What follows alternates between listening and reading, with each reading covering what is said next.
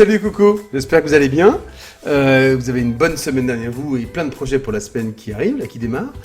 De mon côté, de notre côté, de l'équipe, écoutez, on va faire le tour d'horizon des différents sites et des différentes activités, mais tout va bien. Bon, on est dans la période estivale, donc on se frotte un peu les yeux, on se repose, on fait une pause. Mais ça se passe plutôt bien. J'enregistre un peu plus tôt que d'habitude, parce qu'en fait... la luminosité, j'ai choisi un peu n'importe quoi, ouais. Ça sera mieux. J'enregistre plus tôt que d'habitude parce que ce week-end, on part à Lyon, on va avoir des potes, et puis lundi matin, dans la région lyonnaise, on va travailler sur l'aérographie, la technique de l'aérographe, et donc c'est pour avoir un peu plus de background, de connaissances, et pour que vous en profitiez derrière. Donc voilà, super fun. On a des projets de déploiement à l'international pour ceux qui ont suivi, qu'on met pas en première priorité, mais qui sont intéressants, ça va venir. Voilà, Beaux-Arts, cours Beaux-Arts. Ensuite, à propos de la vie d'artiste, vous savez, l'application sur mobile, il y a des centaines d'abonnés, donc c'est génial. Donc je continue à diffuser chaque jour une inspiration pour vous donner de l'inspiration si vous en manquez, si vous en avez envie. De la musique pour vous aider à créer, des citations, les podcasts, tout comme d'habitude. Ça va bien. On va pas faire de l'innovation pendant tout l'été, on va faire tourner ça cet été. Ce que je vais faire moi cet été, c'est que je vais stocker des podcasts en extérieur avec des interviews, avec des artistes, avec plein de choses différentes, pour que ça puisse continuer à nous ouvrir nos chakras, vous savez, pour qu'on puisse créer encore mieux, se sentir encore moins seul. Voilà, ça c'est donc les projets court terme, et puis pour la rentrée commercialement, il y a plein de choses qui se préparent, bien sûr, on est dessus. Et puis voilà, c'est tout. J'ai encore fait, je dois plus faire ce bruit. Mais voilà, c'était les news de la semaine. J'espère que j'oublie rien. J'ai le défaut de pas beaucoup préparer, mais a priori c'est bon. Allez, on passe aux questions, ça vous va? Qui me dit mot consent, on y va. Ah oui, pardon, j'ai oublié un truc important. Voilà. La semaine dernière, samedi dernier, on a fait, pour la première fois, une conférence en direct avec Nicolas Feller sur Picasso. C'était génial, 1h40 de conférence. On avait salle comble, on a eu plein d'inscrits, des gens qui, comme vous, pour moins de 5 € avaient réservé leur place. C'est excellent. On a eu un petit problème technique, c'est de ma faute. Le son était dupliqué, c'est-à-dire qu'il y a eu pas vraiment un écho, mais comme sur une autre fenêtre de mes outils, il y avait, j'ai voulu vérifier que ça se diffusait bien, et j'ai oublié de fermer la fenêtre. Donc la fenêtre diffusait du son avec quelques 30 ou 45 secondes ou une minute de retard pendant que j'enregistrais. Et l'enregistrement, bien sûr, prenait en compte la diffusion. Voilà, pour ceux qui ont suivi, dans tous les cas, c'était le bazar. Enfin, le bazar. Il y avait un petit bruit de fond. Donc je suis désolé si ça vous a vraiment gêné. Le truc important, c'était de participer à une première mondiale. C'était génial, en fait, c'était avec Nicolas, c'était vraiment extraordinaire. On a pris date de principe pour la prochaine conférence. Le sujet, je me souviens plus, je crois qu'on a décidé. Et surtout, on est parti à partir de septembre pour avoir une conférence par mois avec Nicolas en direct de cet ordre-là, sans problème technique, puisqu'on les aura derrière nous. Et ça me donne envie donc de démarrer aussi une fois par mois en alternance des ateliers live, mais pas qu'avec moi, avec des artistes aussi. On va redémarrer ça avec ticket d'inscription. Ça peut pas faire partie de l'abonnement, ça peut pas être gratuit, c'est pas possible, ça demande tellement de préparation, tellement de matériel et tellement d'investissement de tout le monde que voilà, il faut qu'il y ait un petit péage, un petit truc à payer, une contribution, une PAF comme on dit, une participation aux frais. Et les premiers ateliers, les ateliers là, ils vont redémarrer parce que vous aviez adoré ça. Si on est prêt, on va faire une box qu'on pourra vous envoyer une semaine avant. Si on n'est pas prêt, on fera juste un atelier ensemble. Mais peut-être qu'on va se démarrer comme ça pour avoir après, en fonction de votre sensibilité, de votre adhésion au principe, au truc, pour faire ça après. On verra. Donc voilà, super bonne nouvelle. La conférence s'est super bien passée. Picasso, c'était une tuerie. Nicolas est magique comme d'habitude. On n'a pas fini de bosser ensemble. Ok ? Allez, on passe aux questions. Parce que quand même, Ça fait quand même 5 minutes que je blablabla. Alors, Michel, c'est intéressant et le résultat est super. Qu'appelez-vous un médium éclaircissant? Alors, Michel, tu es intervenu sur la vidéo Apprendre le mix média partie 2. Oui, sur le mix média, il y a le mix média, c'est très souvent vous savez, toute la gamme de peintures, de couleurs de chez PBO, peinture, ça y est, céramique, vitrail, etc. Et il y a dans ces gammes-là un médium éclaircissant. C'est celui-là que tu dois trouver. Si tu ne trouves rien de toi-même, Michel, n'hésite pas. Tu passes un coup de fil à l'équipe au 03 20 92 88 25. Ils vont t'aider. Elles vont t'aider sans aucun problème. Bon, c'est pas une multinationale non plus, hein, c'est une petite équipe, mais toujours dispo pour vous aider. Ok, Michel? Micheline, salut Micheline. Combien de temps pour que le modeling paste soit vraiment sec avant le jus? Très bonnes explications, merci. Tous les effets au modeling paste. Alors d'abord, tu dis pas coucou merci, mais le merci il arrive après, ça marche. Tous les effets au modeling paste. Ah oui, j'ai fait une vidéo avec un carré, un 60-60, avec plein de 9 effets différents au modeling paste. Ouais, je me souviens bien de ça, c'était top. Combien de temps pour que le modeling paste soit vraiment sec avant le jus? Ah ouais, c'est ça, avant le jus. Je me souviens plus. Écoute, si t'as un doute, tu fais ça le soir, avant de te coucher, et le lendemain matin, tu peux travailler dessus. Voilà. Il faut pas, ça ne suffit pas en fait que le modeling paste soit sec au toucher. Parce que sec au toucher, il peut rester souple, parce qu'il peut ne pas avoir séché en dessous. Et donc ça peut être un peu mou et difficile à travailler, surtout quand tu travailles au jus ou avec des frottis. Donc laisse passer bien, allez, tu vois, ça veut dire 10-12 heures. Quoi. Ok? Ok, Micheline? Allez, ensuite. Alors. Ah non. Ah non, il y a quelqu'un qui me parle de formation, machin, voilà. Au secours. Au secours. Bonjour.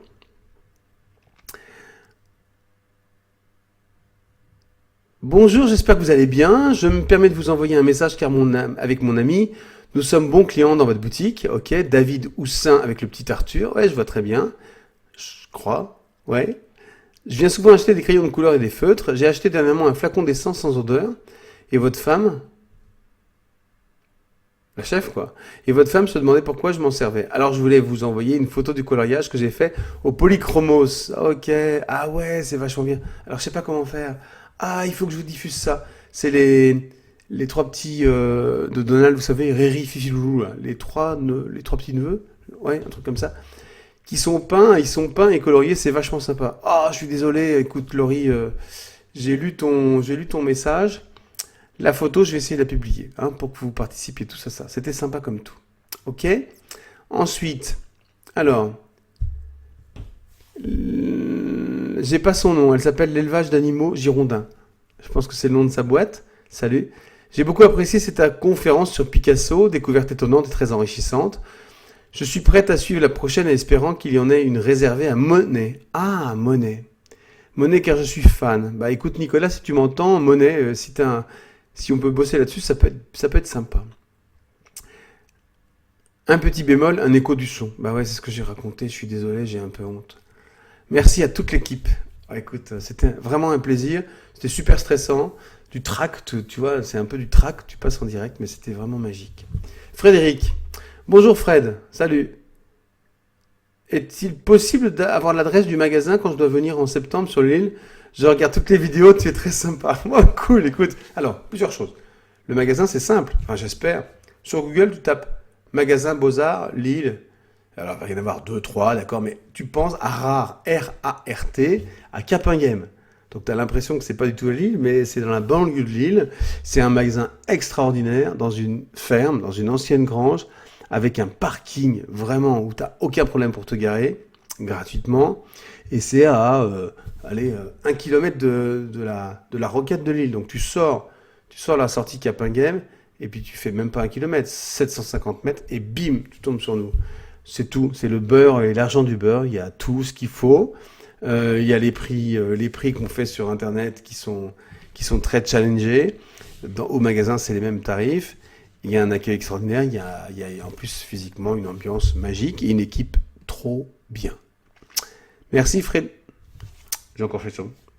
Merci Frédéric pour m'avoir laissé la possibilité de dire ça. D'accord? Donc, et si tu es perdu, tu appelles au 03 20 92 88 25. On va te téléguider. Il n'y a pas de souci. Et on t'attend de pied ferme, Frédéric. À très bientôt. En septembre, tu dis, ah ouais, c'est trop bien. Écoute, quand tu viens, tu m'envoies un petit message et puis je suis plutôt là en fin de semaine, physiquement en fin de semaine, le samedi de toute évidence, pour qu'on se fasse un petit coucou, un petit café, un petit thé, un truc, quoi, un petit coucou sympa. Ok? N'hésitez pas d'ailleurs, vous, hein, n'hésitez pas. C'est toujours un énorme plaisir que de rencontrer des gens, physiquement, des gens qui me suivent et qui nous suivent, avec qui on tisse des relations interprofessionnelles, professionnelles. Et puis, bim, d'un seul coup, tu les rencontres dans le magasin. Ça fait toujours un plaisir énorme. Moi, je ne m'en lasse pas. Clarisse, merci Fred pour ce nouveau podcast. Oui, le rangement de l'atelier est important car il est à notre image. Pour ma part, j'aime qu'il soit rangé, non pas que je sois accro au rangement, mais j'aime avoir de la place, pouvoir bouger sans me cogner contre quelque chose, ou encore que les outils dégringolent parce que j'ai mal rangé. Ouais, je connais ça. Mais par-dessus tout, j'aime que ce soit rangé parce que quand je suis dans un état de création, je déteste au plus haut point perdre du temps à chercher mon matériel ou me retrouver avec du matériel défectueux.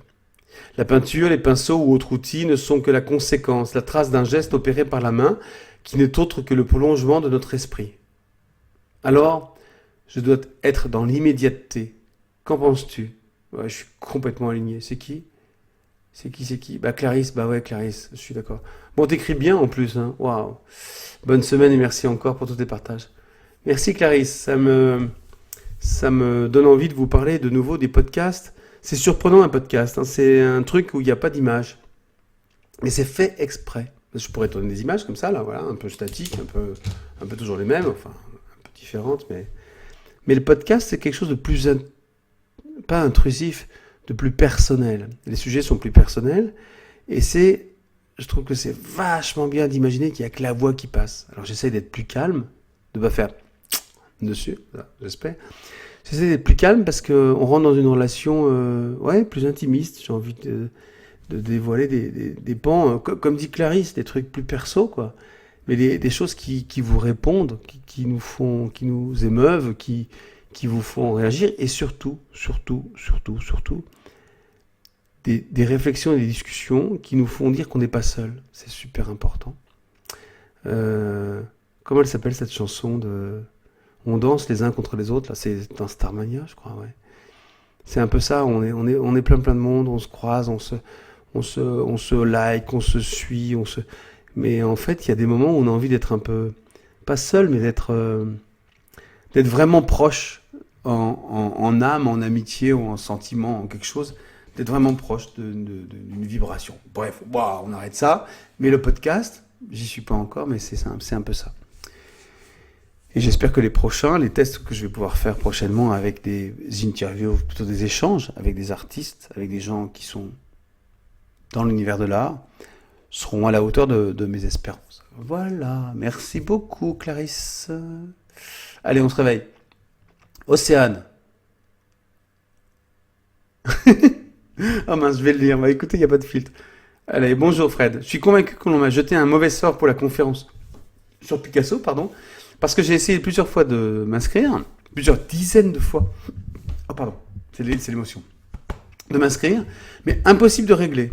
Ah ouais. Oh, fallait me le dire, écoute, on n'est quand même pas... J'aurais pu te l'offrir pour cette fois-ci, ou te l'offrir pour la prochaine fois, faire un truc, quoi. Sur l'application, il y avait une erreur en bas de formulaire et il manquait le choix du mode de paiement, et en passant par le site, ma banque refuse le paiement, mais je ne sais pas pourquoi. Si la situation se reproduit et que je suis maudite définitivement, quel marabout dois-je contacter et comment? Ok, écoute Océane, merci pour ton humour, merci pour ta fidélité, merci pour c'est pas une frénésie, mais cet acharnement, voilà, pour profiter de tout ça.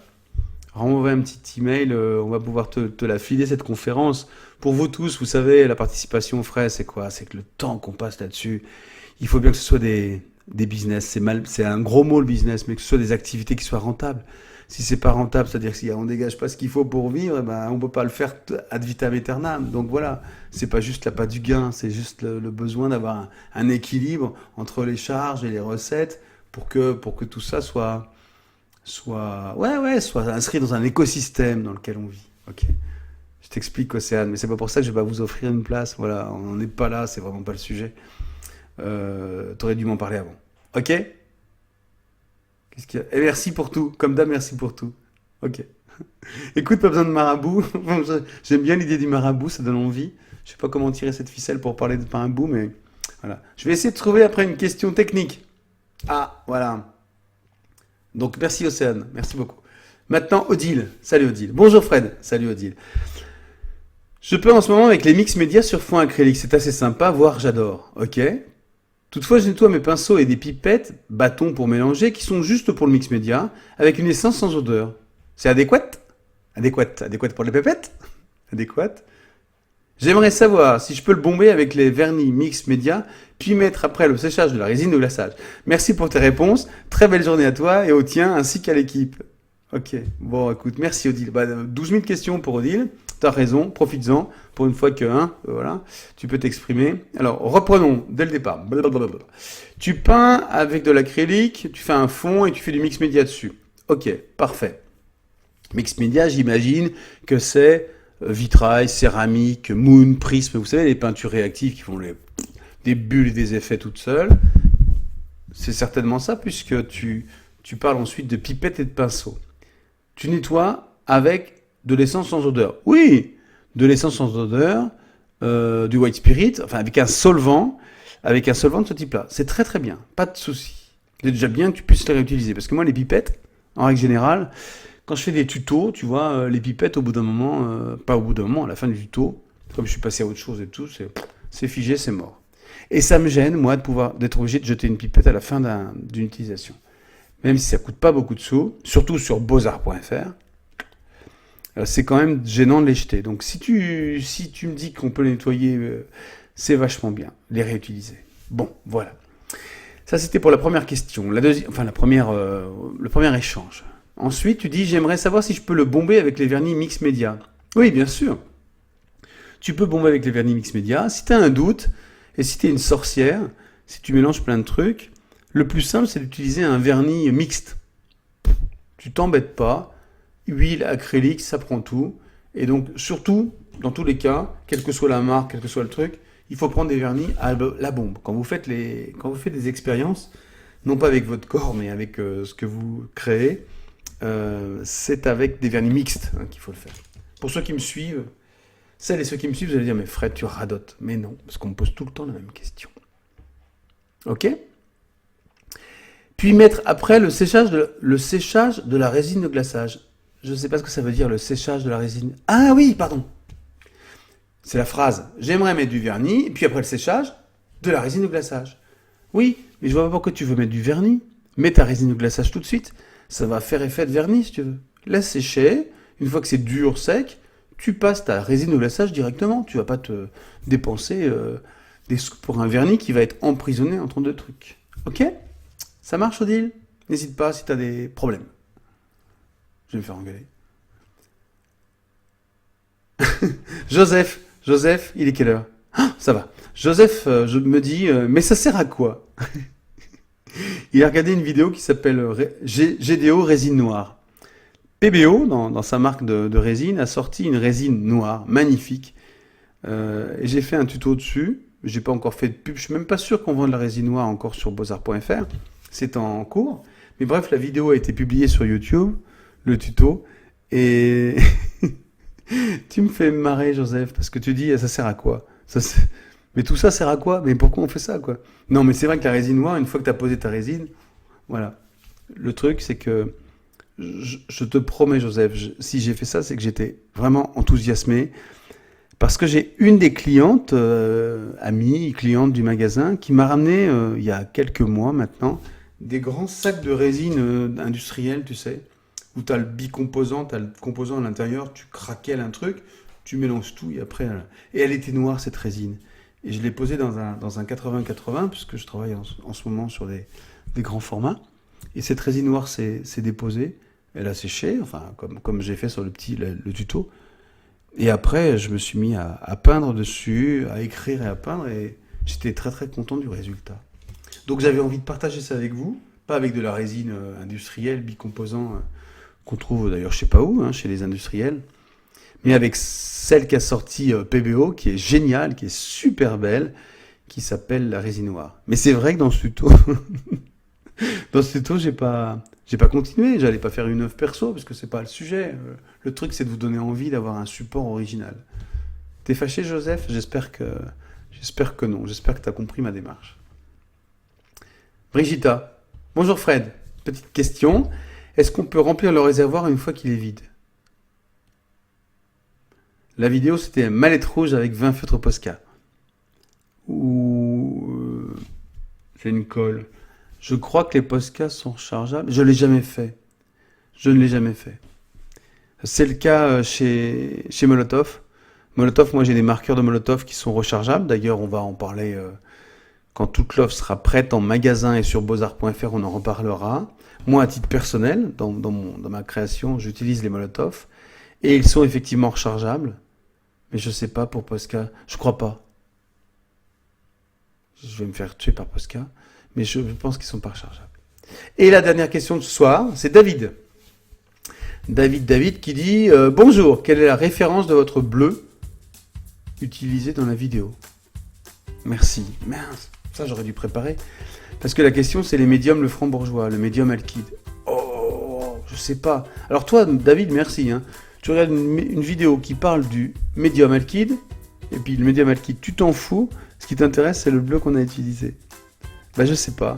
Je regarderai, ou si vous regardez d'ailleurs, ça se trouve sur YouTube, vous pourrez aider David. Ou alors je vais voir ça directement avec le franc. On va s'en occuper. Je suis désolé, j'aurais pas dû lire cette question, mais je vais la laisser en suspens pour qu'on puisse y répondre plus tard. D'accord ? Non, j'arrête. J'arrête pour ce soir. Pour aujourd'hui. Puisqu'en fait, vous allez la voir, cette vidéo diffusée lundi matin. On est aujourd'hui jeudi soir. Je tourne ça super tôt. Je vous l'ai dit parce que demain soir ou samedi matin très tôt, on part à Lyon en couple et on va voir des amis. Puis lundi, une journée de formation, de tutos, de plein de choses sur l'aérographe, la technique de l'aérographe, qui est quelque chose de formidable. Moi, j'ai des souvenirs extraordinaires. Mon papa, il était graphiste, décorateur et artiste peintre. Et il travaillait, à l'époque, il a travaillé pour des agences de pub de voyage. Et il faisait des cartes. Vous savez, les cartes qu'on trouve dans les catalogues de voyage, les belles cartes du monde, là, avec les voyages. Et à l'époque, tous ces fondus, toutes ces couleurs étaient faites à l'aérographe. Et puis ça diffusait une odeur très particulière et l'outil était magique. Et la buse, tout ça, il y avait tout un cérémonial de nettoyage, enfin voilà. Donc retour vers le futur lundi pour acquérir cette technique et pouvoir le partager avec vous. Je vous souhaite alors lundi, voilà, c'est-à-dire que pendant que vous regardez la vidéo que j'ai tournée, eh ben, moi je suis en train de faire ce que je viens de vous dire. On se retrouve très très bientôt. Merci pour votre fidélité, merci pour vos encouragements, vos partages et vos coups de gueule et toutes les questions que vous me posez. Et à très très bientôt. Salut!